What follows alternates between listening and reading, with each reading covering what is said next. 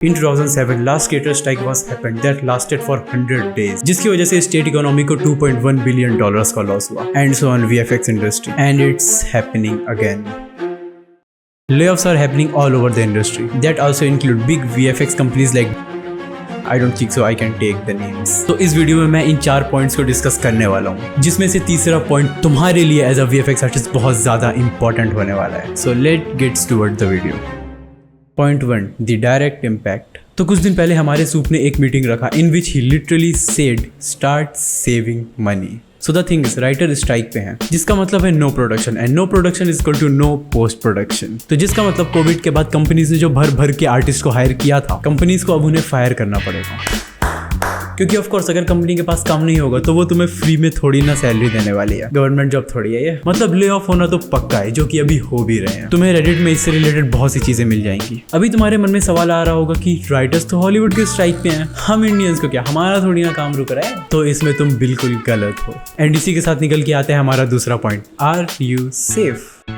तो जो लोग ये सोच रहे हैं हम इंडियंस को क्या, हमारा तो है ही नहीं. In case if you don't know, a lot of Hollywood VFX India में ही होता है, एंड बहुत सारी Hollywood based VFX companies India में भी हैं, जो कि हॉलीवुड एंड डोमेस्टिक वर्क यानी कि बॉलीवुड दोनों करती हैं. बट पैसा ऑफ कोर्स हॉलीवुड से ज्यादा मिलता है. तो हाँ, दिक्कत तो है, हॉलीवुड से पैसा ज्यादा मिलता है, एंड बॉलीवुड VFX का हाल तुम देख ही सकते हो. आदि पुरुष, अगर तुम किसी उसको क्या कहते हैं, केव को क्या कहते हैं, गुफाओं के अंदर नहीं रह रहे हो तो जो कंपनी सिर्फ हॉलीवुड का काम करती है, उन्हें या तो डोमेस्टिक वर्क उठाना पड़ेगा या फिर ऑफ कोर्स अपने एम्प्लॉयज को फायर करना पड़ेगा. तो ऐसे देखा जाए तो इंडियन VFX आर्टिस्ट काफी हद तक सेफ हैं और नहीं भी हैं, क्योंकि कोविड के बाद जो भर भर के आर्टिस्ट को हायर किया है, डबल सैलरी देके उनका कुछ तो करना पड़ेगा. तो अगर तुम एक अच्छे आर्टिस्ट हो तो तुम काफी हद तक सेफ हो, लेकिन अगर तुम एक अच्छे आर्टिस्ट नहीं हो तो improve yourself. Stop being up, माफ करना वो गलती से थोड़ा इधर उधर निकल जाता हूँ. लेकिन जिस तरह एक सिक्के के 2 पहलू होते हैं, उसी तरह इसकी भी एक ब्राइट साइड भी है, जो कि है हमारा 4th point, the bright side. चिंता मत करो, तीसरा पॉइंट लास्ट के लिए बचा के रखा है. तो जिस तरह कंपनीज ने कोविड के बाद भर भर के आर्टिस्ट को हायर किया था, ठीक उसी तरह स्ट्राइक खत्म होने के बाद तुम्हें मुंह मांगी सैलरी पे हायर करेंगे ये लोग. बस 69,000 मत मांग लेना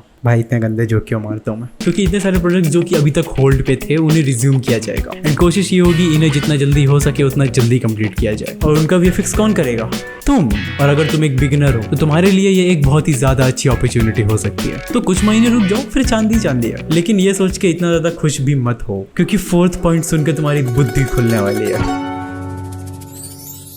देखो, VFX एक ऐसी इंडस्ट्री है जो कि बहुत ही ज्यादा ड्रास्टिकली चेंज होती रहती है. कब चेंज होगी तुम्हें पता भी नहीं चलेगा, और अगर तुम इसके साथ चेंज नहीं हुए तो लग गया फिर तुम्हारे. आज न्यू यूज कर रहे हैं, एंड कल को कोई नया और बेटर सॉफ्टवेयर आएगा, एंड सब कुछ चेंज. तुमने जितना कुछ सॉफ्टवेयर में सीखा था सब खत्म, टाटा बाय बाय गया. तो तुम्हें अपने आप को भी टाइम के साथ चेंज करना होगा, क्योंकि आउटडेटेड लोगों की जरूरत नहीं है इधर. Get out. भाई मजाक कर रहा हूँ, बस बेस स्ट्रॉन्ग होना चाहिए. होगा बेस स्ट्रॉन्ग हुआ तो तुम्हें सॉफ्टवेयर शिफ्ट करने में कोई भी ज्यादा दिक्कत नहीं आने वाली है. एंड अपडेट रहने की बात के एग्जाम्पल मैं आर्टिफिशियल इंटेलिजेंस को लेके दे सकता हूँ. वेट, आर्टिफिशियल इंटेलिजेंस से याद आया, हमारे सूप ने मीटिंग रखा था अपने रिजाइन देने का. रिजाइन देके he is shifting from VFX to artificial intelligence. So what does that mean? Why he is shifting from VFX to AI? क्या सच में artificial intelligence VFX आर्टिस्ट को रिप्लेस करने वाली है?